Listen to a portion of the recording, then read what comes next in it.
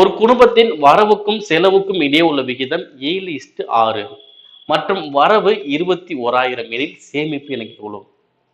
Okay. வரவு வந்து எனக்கு கொடுத்துறாங்க எவ்வளோ? 21,000. அப்ப ஃபர்ஸ்ட் உள்ளதான வரவு, அடுத்து உள்ளது செலவு. ஓகேவா? அப்ப வரவு வந்து எனக்கு எவ்வளோ? 7 பங்கு. அப்ப 7 பங்கு எனக்கு எவ்வளோ? 21,000. ஓகேவா? அப்ப 7 பங்கு தான் எனக்கு எவ்வளோ? 21,000. அப்ப ஒரு பங்கு எனக்கு எவ்வளோ வரும்? 3,000. ஓகேவா? நான் ஒரு பங்கு ஃபர்ஸ்ட் கண்டுபிடிச்சு வச்சுட்டேன். ஓகே. அவங்க என்ன கேட்குறாங்க? சேமிப்பு தான் எவ்வளோன்னு கேட்குறாங்க. எனக்கு சேமிப்பு எவ்வளோ வரும்? நான் 7 பங்கு வருமானம், 6 பங்கு செலவு. அப்ப மீதி எனக்கு எவ்வளோ தான் சேமிப்பு. இப்போ வரவு செலவு கழிச்சாதான் என்ன கிடைக்கும்? சேமிப்பு கிடைக்கும். அப்ப வரவு 7 சேமிப்பு வரவு 7 செலவு 6. அப்ப 7 6 போச்சுன்னா 1. அப்ப ஒரு பங்கு தான் எனக்கு என்னது? சேமிப்பு.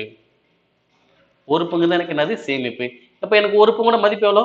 இங்க டேரக்டா இங்க ஒரு பங்கு தான் எனக்கு எவ்வளோ? 3000. அப்ப சேமிப்பு தொகை எனக்கு எவ்வளோ? 3000. ஆன்சர் என்னது? Option C. ஓகேவா? அப்ப வரவு 21,000 அப்படின்னா சேமிப்பு எனக்கு எவ்வளோ? 3000. அப்ப செலவு எனக்கு எவ்வளோ வரும்? செலவுன்னா 6 பங்கா? ஒரு பங்கு 3000.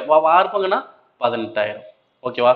அப்ப வரவு செலவு இது ரெண்டையும் கழிச்சு என்ன கிடைக்கும்? சேமிப்பு கிடைச்சிடும். ஓகே. ஆன்சர் எவ்வளோ? 3000. இப்ப 7 பங்கு 21,000னா ஒரு பங்கு எவ்வளோ? 3000.